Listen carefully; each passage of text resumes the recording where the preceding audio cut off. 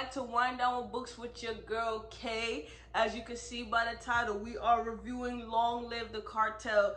If you watched my last video, you know I made a mistake and I didn't realize that this was another book to the series, so I had to rewind back and read this book, and I'm glad I did.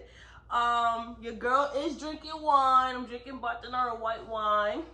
Before we jump into this video, Bright Eyes suggested What You Owe Me by B.B. Campbell. My library finally got the book in, so I just have to pick it up, and then once I read it, I'm going to review it. But anyways, I don't want this video to be too long, so let's jump into it. So I'm just going to start by saying, the authors got me in the first, 2-3 pages. So I'm reading the book, I'm like, oh, Carter is alive. Like, Carter's coming to rescue me and more out of jail, like he said. I'm like, oh, my man's not really dead. Because you know the authors is good for bringing somebody back from the dead. You know they good at that.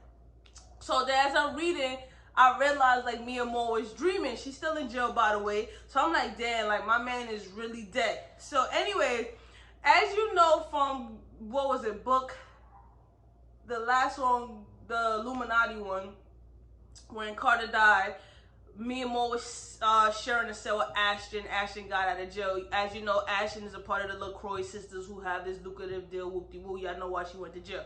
So when Ashley got out of jail, Mia Moore put her up to the task to protecting her son, and doing hits for her, whoop-de-woo, right? So that's that. So we also open up with Carter and CJ, Carter Jr. and Estes is in Miami preparing for CJ's big fight. CJ's what, like 16, 17, and he's doing good. Like his boxing career, he's honestly speaking, he's the one in the family who's been on the right track. He's not in the drug game. Estes is keeping him from that, and he's doing good, and he's using his aggression in a positive manner, right? So I love CJ as a boxer.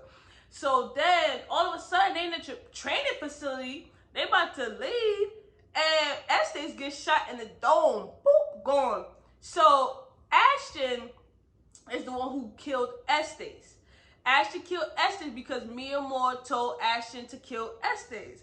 And the reason why Mia Moore wanted Estes dead because she felt like Estes has something against her son and her, and at any given time Estes will violate her son.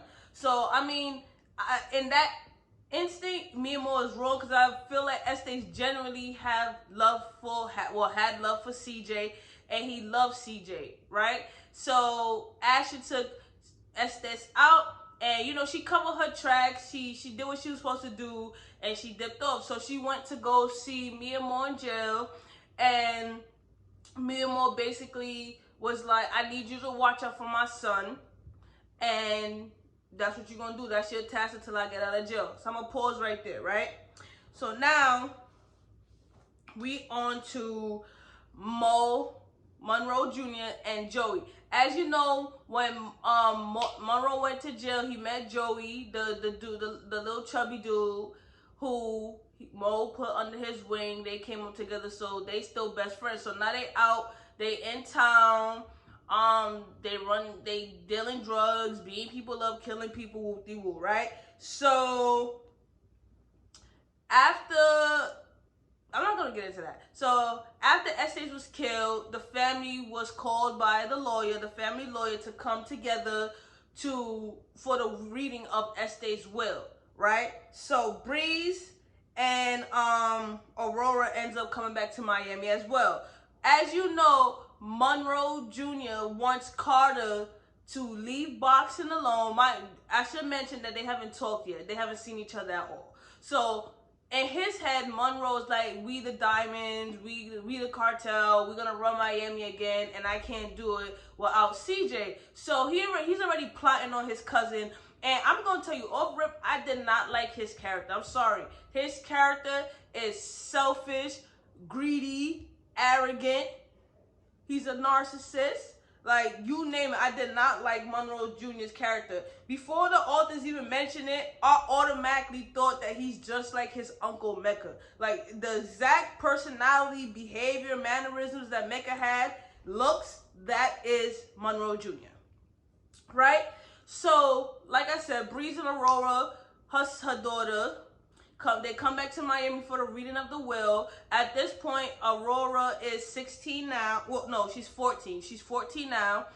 And Breeze is scared. Like, when she comes back to Miami, all the memories of her family, her life come flooding back. And she wants to be in and out of Miami. She knows coming to Miami is not good for her or her daughter, right? So, anyway, Breeze, Cartel, Monroe, they pull up to the lawyer office. Estes left Breeze and Monroe Jr. $10 million, and then CJ got $100 million, obviously because CJ spent more time with Estes, and that's how he wanted to set it up. Estes also left Breeze the family house where her father and her mother raised her and everybody, the family house, right? Y'all know the family house, the big house, right? So Monroe Jr. is like, oh, I don't want $10 million. That's no money. I want the connect. That's my birthright to get the connect. And that's my birthright to get the connect. And that's what I want. So CJ feels like he's obligated to help Monroe get to the connect for the simple fact of everything they went through as a child, and he just feels like he owes Monroe, right? So he tells Monroe that I'll take you to DR to meet the connect. It's gonna be a introduction, but that's the most I'm gonna be involved. Like, I have a boxing career, and that's it. So Monroe Jr. is like, okay, that's cool, thank you. But in his head, he already has plans to jeopardize CJ's boxing career. He wants CJ to become a drug dealer with him. He doesn't, but he basically says that that's CJ's birthright. CJ doesn't need boxing. And my thing is, like, he's only thinking about it from his aspect because he wants to be the king of Miami. So he's going to do anything to be the king of Miami, including violating and jeopardizing his cousin, his family members. And I could not rock with his character. It was so selfish because I was like one person finally making it out and legit, right? But CJ is so wrapped up like he owes Monroe. He's not really seeing that Monroe is plotting on him. So I'm just like, oh my gosh, right? So we're going to go there. Hold on. All right. So the boys travel to DR where they're going to meet the Connect. There's 5 families in the Dominican Republic who make up the Connect, right? So they go travel to the Connect. They meet one dude. I don't remember his name. Long story short, Monroe's mannerism, the way he carried himself, even if he's Este's grandson, the Connect was not messing with Monroe. Like, they didn't want nothing to deal with Monroe. Monroe's too Americanized. He's too arrogant. Like, he thinks because his family name ring bells and he has a last name Diamond that everything's supposed to fall into his place, and it's not like that. So the Connect was like dub Monroe, but the Connect had told CJ, like, you know, off the string you came here with Estes. I know you. Like, if you still serious about wanting to sell drugs, I will only sell to you. You have to be involved. Whoop-de-woo. And he was like, when CJ left, he was like, if you serious, you have, what was it, like 30 days or whatever it was, go to on Miami Drive or whatever, go to this place, you're going to talk to Henry going to give you the work. So Monroe Jr. overheard the Connect say that to CJ. CJ walked out and was like, I'm not getting involved. Like, this is not what I do. I'm a boxer. That's what I want to do. So Monroe's basically like, now I really got to jeopardize CJ because I have to use CJ's name. CJ needs to be a part of this in order for me to get the work to be the king of Miami. So we already know what was going on there. And I'm just like, CJ, like, you're not seeing the red flags. At the same time, Ashton had went to go see me and Moore, right? I mentioned that earlier, but I didn't mention this part. Me and Moore told Ashton, I need you to get close to my son. Just because Estes is dead doesn't mean anyone's after him. Me and Moore said, you gonna call this number, mention my name, they're gonna set you up. You gotta be you gotta be a bad bee, but not one of them ghetto bees to get close to my son. So that means you have to have the car, clothes, apartment, whoop-de-woo. So basically, me and Moore wants, Ashton to be Carter's wifey. She was like, do it by any means, do what you have to do, but you can only protect him if you side by side, right? So she said Aries. Ashton calls Aries. Aries, they tell her to meet at this location, bump her, give her her card, get me and Moore set up with $500,000, right? And I'm like, okay, you know, me and Moore was really looking out for Ashton. Me and Moore, like, that was her man's, right? So, you know, as you know, when I read Money Devils, I couldn't understand, like, why Ashton would violate me and Moore. I thought it was off the strength that Ashton found out about the beef between the cartel and her family. That had nothing to do with it, all right? I was wrong, okay? I was wrong. Y'all gonna find out why Ashton betrayed Carter and me and Moore. And she didn't even have to do that, to be honest with you, right? So anyways, that's that. So after they get the money, whatever, Breeze takes Aurora shopping to the mall. So at the mall, Aurora branch off from Breeze. She goes in the store. She sees this girl named Christy. And Christy's about to get stopped for shoplifting because she had put some jeans on, getting ready to walk out. So Aurora takes the tag that Christy ripped off all the jeans, paid for the jeans, and when the girl got stopped by security, Aurora was like, oh, no, we paid for it. She just wearing it out the store. So Aurora ends up helping Christy. So Christy's 18, she's older, and Aurora's 14. So Christy's like, oh, thank you for doing that, whoop-de-woo. Give me your snap or your number, whatever one it was, and we'll link up. We having a little kickback, whoop-de-woo. So Christy's from the hood. So Aurora's like, oh yeah, you know, all right, I'm cool, I'm down with that. So gullible, so naive. So that's that, right?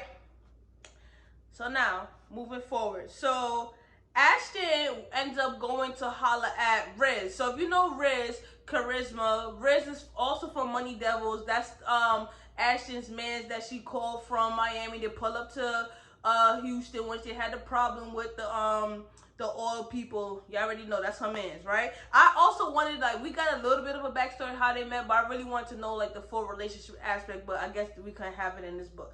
Anyway, so Ashley goes to pull up on Riz, right?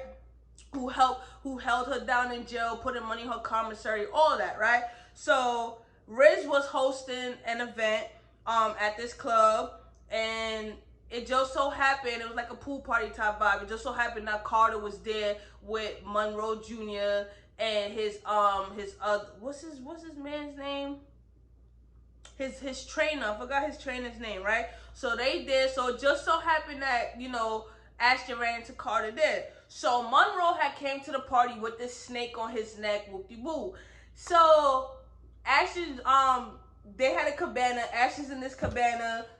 Carter and all their cabanas is right next to Ashton's own. So Ashton ready about to get up. Monroe's like, oh, she fired. They both look at Ashton. They both like, yo, she fired. So Monroe, being as arrogant as he is, takes the long python snake that he has, puts it on Ashton's neck. So Ashton freaking out like, get off me, get off me, get off me. So Ashton, after they remove the snake off her neck, she ends up flinging all their bottles off their table and whatever. So as she walks away, she goes to the bar or whatever.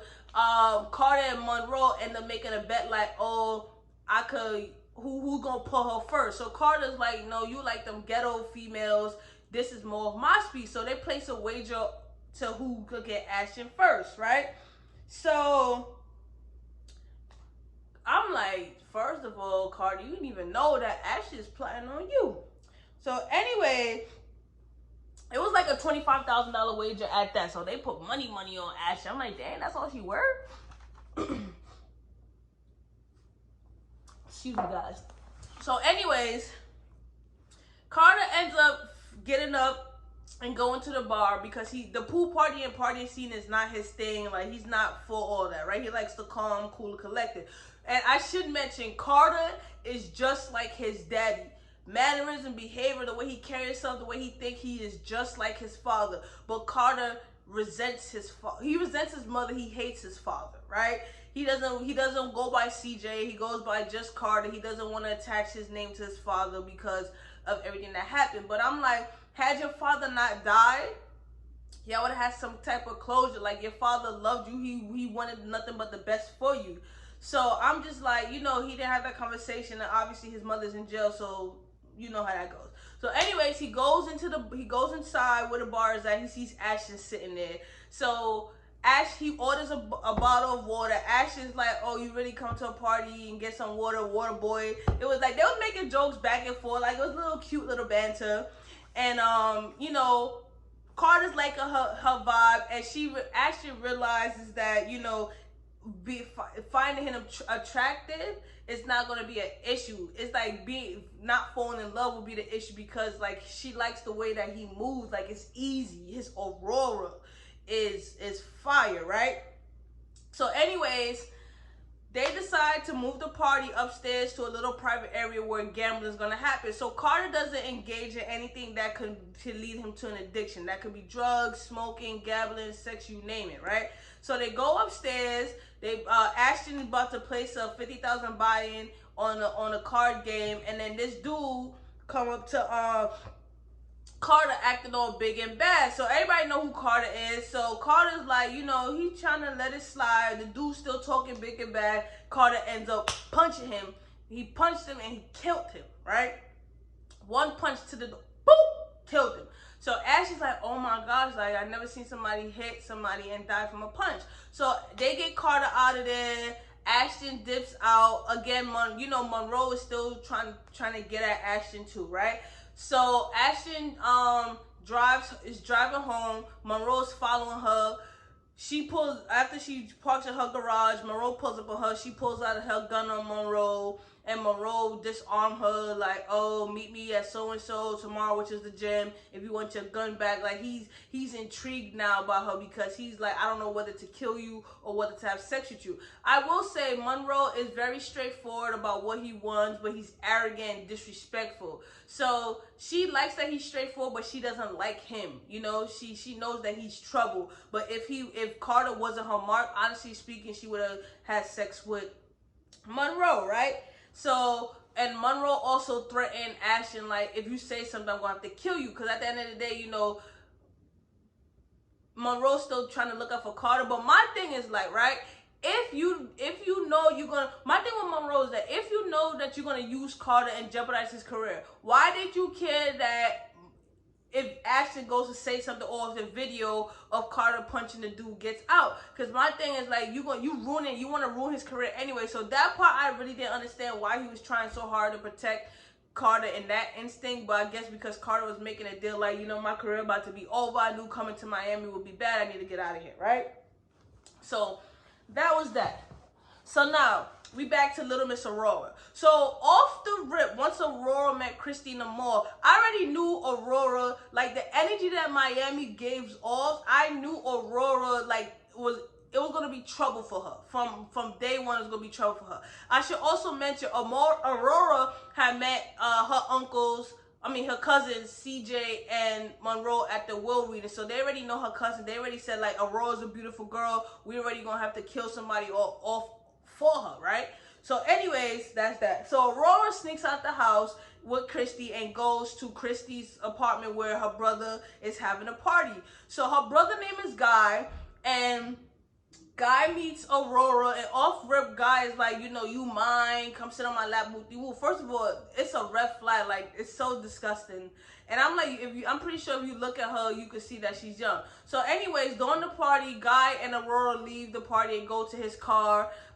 They filling each other up. Guy's like, you know, you cute, whoop-de-woo. So at some point, Aurora ends up telling Guy, like, she at first she told him I'm 18. The lie just slipped out her mouth, and I'm just like, this is how little girls get themselves in trouble. You talking to a grown man, you know that's wrong to lie about your age. Something go down. Now look, you lie, and I don't condone that. Like when these little girls lie about their age for an older man knowing like what's at stake. Come on. But anyways, so she had told him that she's 18. When they get to the car, he basically wanted to have sex. She was like, I need to tell you something, I'm 14. So he pushes her away and was like, I can't mess with you, you jailbait, like get out of my car, pushes her out the car. So she goes back to the party. She's upset that, you know, she told him that she's 14 and she really likes him. He had come back in the house. She's really upset that she made him upset. She goes looking for him in the room. He closed the door. He's like, you know, you jailbait. She's like, you know, I'm not gonna say nothing. Long story short, they start messing with each other from the room. He has sex with her, and I'm just like, oh my gosh, there's nothing good that's gonna come out of this situation. For some reason I knew that storyline and another storyline went into second. I'm just like, oh my gosh, like these little fast girls sometimes, like, come on. I just knew it was gonna go downhill from there. Right? And on top of that, he took her virginity without a condom. I'm like, Aurora. Anyway, so pause. So again, I told y'all Mo was planning to get Carter in the drug game by any means necessary, right? So he made a plan with Joey.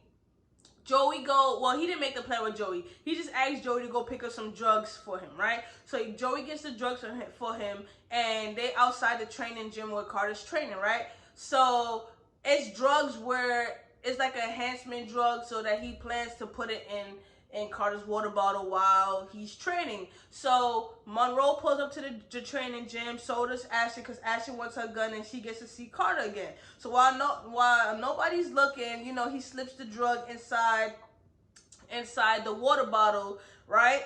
So, and then not only did he do that, he called in a tip to the boxing commission. So Carter and his other opponent agreed to Olympic style drug testing, in which at any given time, unannounced, he could get drug tested. So all these white men come in the gym, they drug test Carter.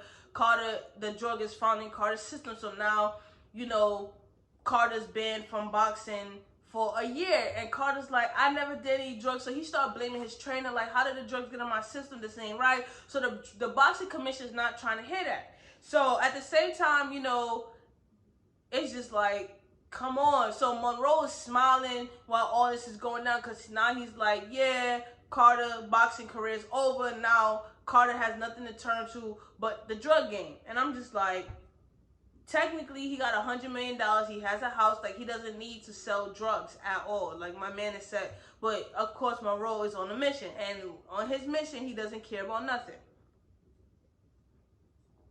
Right? So Asher had pulled up to the gym while Carter was training. Like, he was still in the gym, like getting steam off. And Ashton pulled up, because Asher actually pulled up for Monroe. So while they at the gym, they start talking. They play fighting in the ring, whoop-de-woo. And then Carter invites Ashton to lunch. They go for strawberry picking and make a strawberry pie. Whatever. He realizes again that Ashton is different. She's intriguing. He wants to get to know her, but he's trying to fill her out, right? So then I'm just like, all right, I see the vibes. Like, it's high. Like, when she look at Carter, it's like the same way that Mia Moore looked at Carter Sir. So I'm like, you know, he's just like his daddy. So come on with it. Y'all like my cup? Anyways, so yes, so Joey sets up a drug deal, well, a meeting with Guy. Guy is the same person that Aurora is sneaking around with. So Guy is 25, again, Aurora's 14. So Guy pulls up to the meeting late with Aurora in the car. So his car is tinted, whoop-de-woo, right? So Monroe is there, of course, and Monroe's like, oh, how you trying to do a drug deal? You pulling up late, like you playing with me. So Guy was like, oh, you know how it is. Like, I was messing with the shorty. I lost track of time. So Monroe's like, you brought a girl to the meeting? So Monroe's like, tell her, get out the car. So Guy goes to get Aurora at the car. When the window goes down, Monroe sees Aurora sitting there. Aurora gets out the car. Monroe gets tight, push him more in the crib, and beats the brakes off Guy, right? Guy starts talking crazy. Monroe ends up shooting him in the foot. I'm like, oh my gosh, this is not going to end well, because you know Guy is going to strike back. Because in his hood, Guy is a big thing, right? Guy works for a lady called My Dear in the hood, right? So I'm like, oh my gosh. Monroe ends up telling Breeze about what happened between Aurora and Guy. So Breeze is like, how could you do this? Like, you being fast, whoop-de-woo. And I'm like, this is not going to end well, right?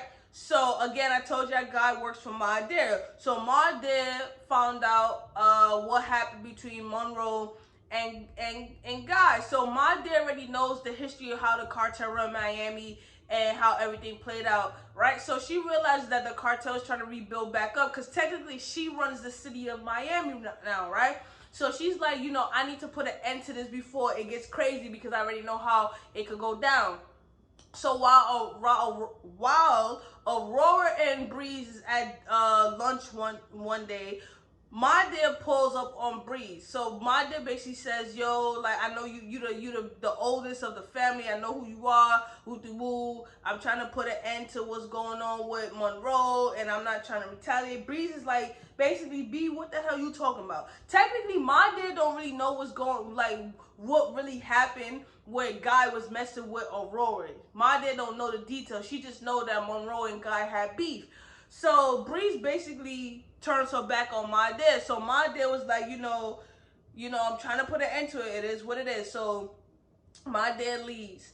Breeze ends up telling Monroe, like, yo, this lady named My Dear came to see me. She talking about trying to put an end to it, leave it where it's at. So now Monroe's offended. Again, he's arrogant, because Monroe does not think about the repercussions of his actions. He moves off of emotions. He's smart, but again, he moves off of emotions, and he makes it a point to try to make a point, if you understand what I'm saying, right? So he goes to see My Dear. When he tells My Dear, okay, pause. My Dear's in her garden. They live in the hood. She lives in the hood. She has a garden though. Monroe pulls up to her while she's in the garden. He's like, you know, I'll let your dude Guy slide. I won't retaliate if you come into business with me. I'm gonna get some work. So My Dear was like, you know, nah, I don't want to get into business with you. Like, I'm good. Like, I got my own work. So Monroe feels disrespected. He starts peeing in her bushes. So My Dear just didn't retaliate then, but she already knew that it was about to be a problem. And I'm like, Monroe, like, why would you do that? Like, you really just starting beef for no reason. And at this point, you really don't even have to work right now, right? So, pause real quick. Hold on, pause a second. Pause. I want to make sure I didn't miss a part, guys. Hold up.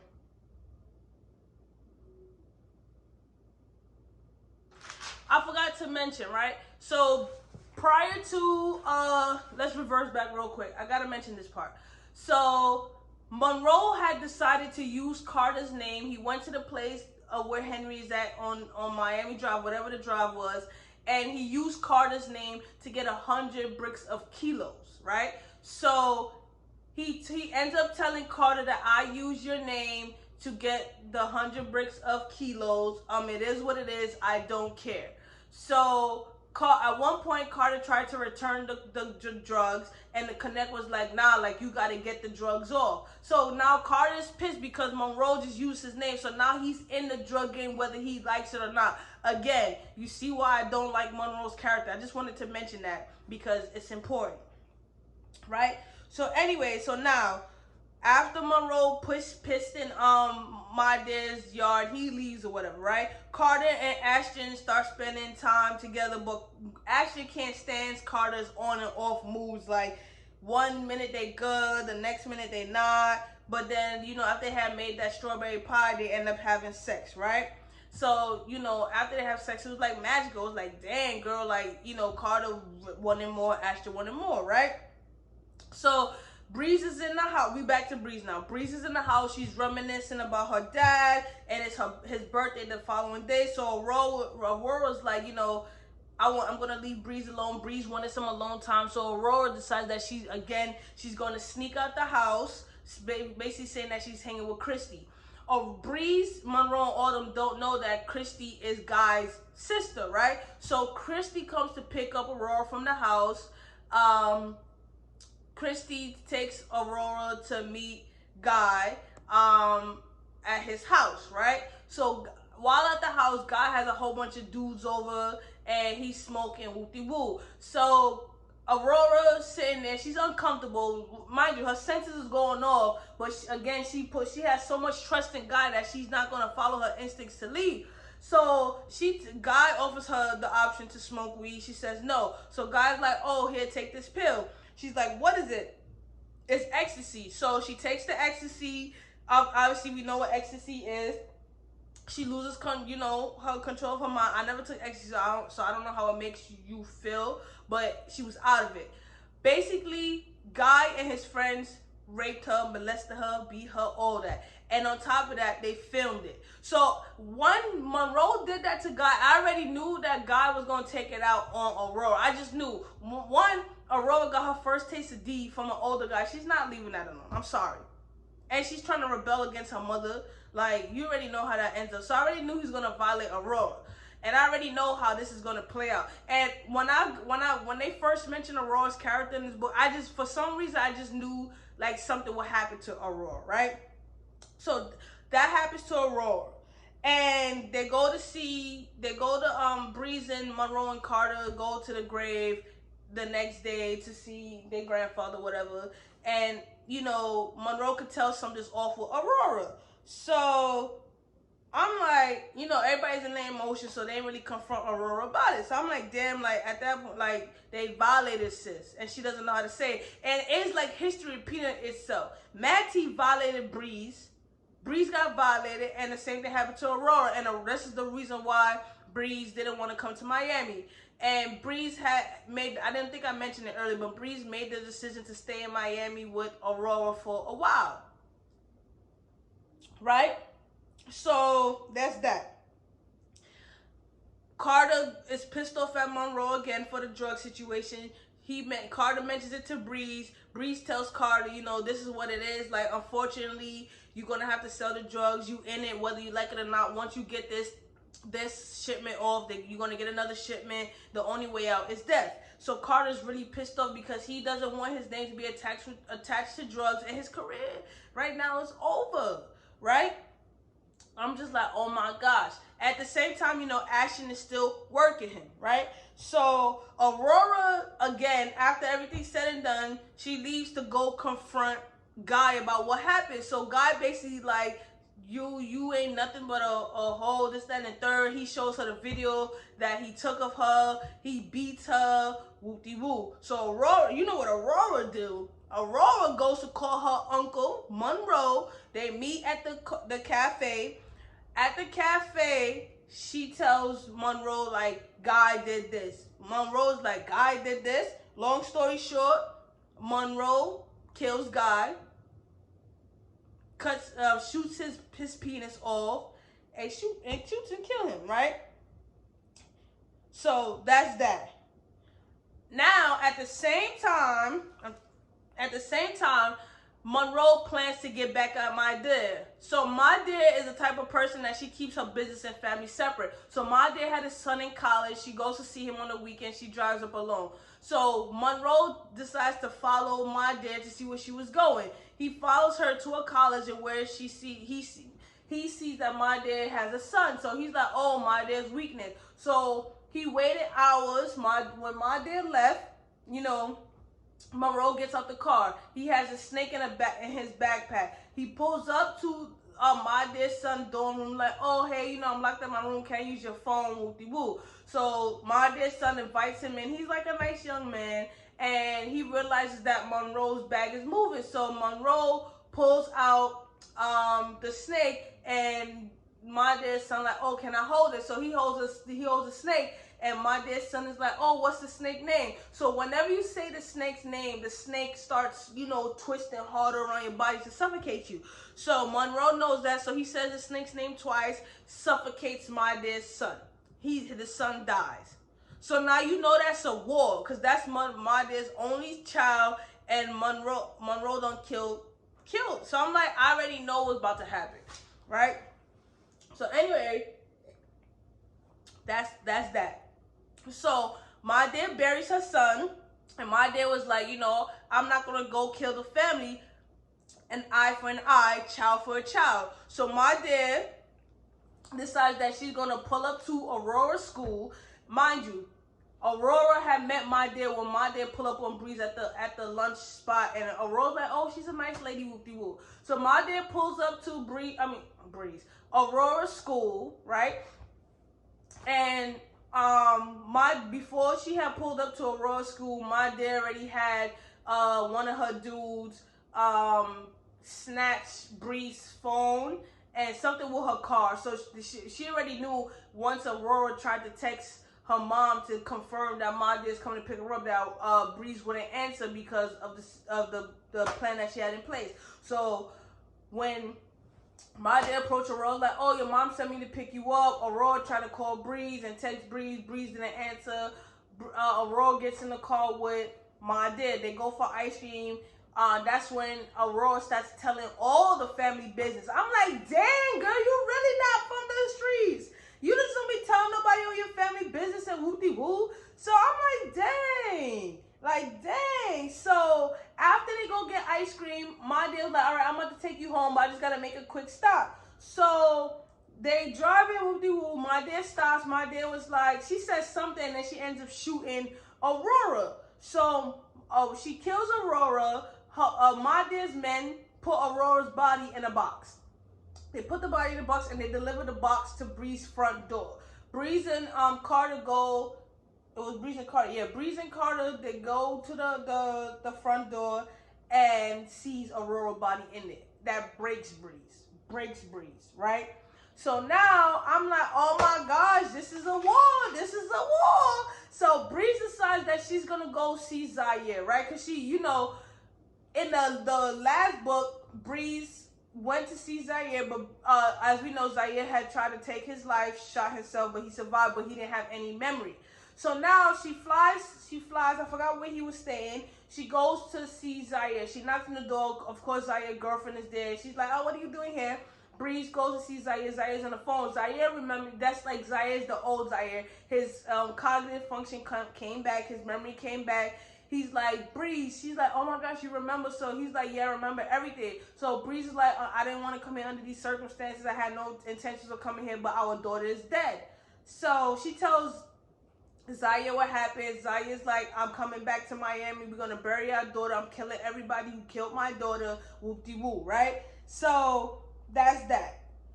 Zaire, of course, is still in love with Breeze. So they fly back home, right? They fly back to Miami. And this is when Zaire also saw Carter Jr. And that's when Breeze had to tell Zaire, like, oh, Carter is dead. Right? Carter sir is dead. So Zaire's like, that's my best friend. Like, he died. Woo-de-woo. And Zaire always wondered why Carter never came back to finish the job for snitching, because you already know why he snitched. He snitched to save Bree. And now he found out why Carter never came back for him, because Carter's dead. So he's like, okay. So they fill him in, whoop-de-woo. So Zaire, while they're in Miami, Zaire tells Breeze and Carter he's about to put Carter onto the game. His dad was his best friend. He's gonna train him, tell him everything that he needs to know about the streets so he could survive, right? So Breeze now becomes the head of the cartel. I'm like, oh my gosh.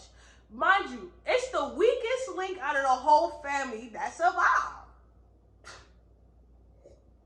But Breeze wasn't weak. She was just underestimated, right?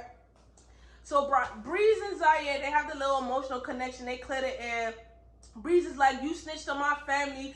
Zaya's like, I did it for you. Breeze is like, there was another way. Zaya was like, no, there wasn't. I loved you. You left me for dead. Breeze is like, I still love you. Zaya's like, I still love you, but you disappointed. You betrayed me. Wooty woo. I'm like, miscommunication. That's all it was. Y'all didn't communicate. He did this. Breeze, you did that. He's not the only one that fought. But at the end of the day, I understand why he did it was to save Breeze, because that's the only thing that mattered. But again, Zaire should have had a conversation, brought it to Carter, but he didn't. Right? So after their little argument, they end up sleeping together. It's like love all over again, whoop-de-woo, right? So again, Zaire intends to teach Carter the game, and they go into war. So Carter now accepts his fate that he is now in the drug business, whether he likes it or not, right? So Carter goes to see Ashton. He's battling with a number of emotions, and Ashton's like, unfortunately, you gotta accept your fate. This is what it is. If you're gonna be a drug dealer, be the best damn drug dealer that you could be. And I'm just screaming like, Carter, no! Like, Carter, no! He didn't want this. Your parents didn't want this for you. Whoop-de-woo. I'm like, bruh, right? So that was that. So Carter tells Ashton he's going to run the cartel, and Ashton, in that point when Carter tells Ashton that she remembers Mia Moore fear about her son being in the drug game, because that's what Mia Moore sent Ashton to protect him from, as well as other entities that's trying to hurt him. So that's that. So that's when Zaire and Ashton both tell Carter, like, you need people around you that's gonna be loyal to you, that's gonna have your back. Cause they kept telling him, like, Monroe's people, his men, they have Monroe's back, but they don't trust you, they don't know you are outside, they're not gonna be loyal to you. So that's when Ashton was like, I know some people that will be loyal to you. So Ashton and Carter pull up to Riz Club, right? They pull up to the club. Carter tells Riz, like, I'm giving you $1 million to start off, to really be down with me for my crew, woo-de-woo, like, this is your come up. So Riz is like, I'm with it. So Carter tells Ashton, like, yo, I have something to do. I need you to deliver the $1 million to your man's Riz tomorrow. So Ashton's like, okay. And then Carter turns to Riz, is like, yo, Riz, your first order of business is to find out who killed Estes. So when Carter said that, Ashton's body just froze up. So she's like, oh my God, once he finds out the truth, he's gonna kill me. So her fear comes immediately. So they go back to the house. Carter's like, I want you by my side. I want you to be my girl. I want you to ride for me. I just need you to be loyal for me. Ashton is like, yes, I'll be loyal for you. But in her head, she knows that she's going to take the money. She's going to run, because her fear of him finding out that she killed Estes is coming to haunt her, right? And she doesn't want to die by the hands of Carter, and she doesn't want him to find out. So instead of Ashton take the time to go pull up on Mia Moore and like, listen, I'm in with your son. Your son hired my mans to find out who killed Estes. I'm afraid that he's going to find out it was me. Instead of Ashton have that conversation with Mia Moore, Ashton takes the money, the $1 million, and dips back to Houston, right? And I'm like, oh my God. So that's why in Money Devils, when she called Carter, and Carter was like, you betrayed me. I was gonna love you, this, that, and the third. That's how she portrayed Carter, right? And that's why Mia Moore pulled up on Sutton and was like, I'm about to kill Sutton. And when she called Ashton on the phone, like, you betrayed me. And I'm like, yes, she did betray you, but she betrayed you for the simple fact, well, she technically didn't betray Mia Moore. She betrayed Carter. I'm like, it's the reason why, because Carter was gonna find out about Estes, her killing Estes. But how was we to know that Carter was gonna find out that Ashton did it? Because in the book, Ashton made it clear that she covered the tracks. So I'm like, Ashton just maneuvered off of impulse and off of emotion instead of going to Mia Moore first, seeing what Mia Moore said, and then making the decision. But she didn't do that. She off the rip stole the money and dipped out. That's why Mia Moore's after her. All that had to do was a conversation needed to be had. That's all Ashton had to do. Again, Ashton's family history had nothing to do with it. I'm like, oh my gosh, like a lot of the problems that the Cartel series has is lack of communication, lack of trust. So I'm like, now Mia Moore's finna kill Sutton because all you had to do was have a conversation with Mia Moore. Mia Moore would have told you what to do, how to move, right? Because she know her son. If you knew his dad, you know her son. And that's what happened. And I'm like, oh my gosh. So she did back off, and we already know what happens in Money Devils. So I'm waiting for Money Devils 2 to come out. I think it's supposed to be, is it released in August? I know it's sometime this year it's supposed to be released. But my thing is, I was like, what? The issue that I have with Money Devils, right? With Long Live the Cartel to the transition of Money Devils, it did not say what happened with the war between my dad and the Diamond family, right? Because as we know, we since from the transition to Long Live the Cartel to Money Devils, we don't know what happened if they went to war. We don't know if Zaire went back home. We don't know anything. Cause in Money Devils, when what's his name? Oh my goodness, I forgot his name.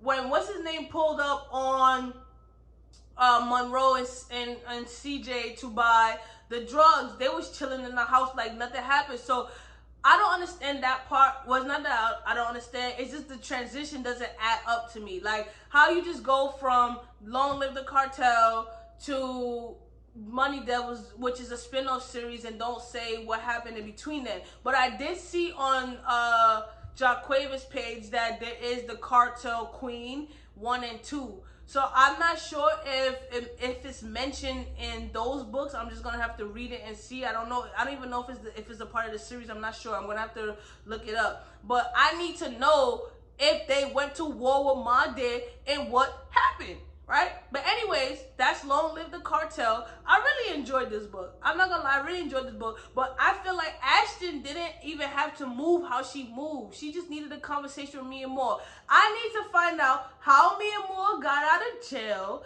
I need to find out how Mia Moore found out where it was at. I don't know if Carter put people on Riz when Riz pulled up to Houston to help Ashton. We don't know. We're left with cliffhangers. We're left with we need to know. But anyways, that's Long Live the Cartel. Again, I'm gonna do some research on the other books. But yeah, it was a good vibe, and your girl is out.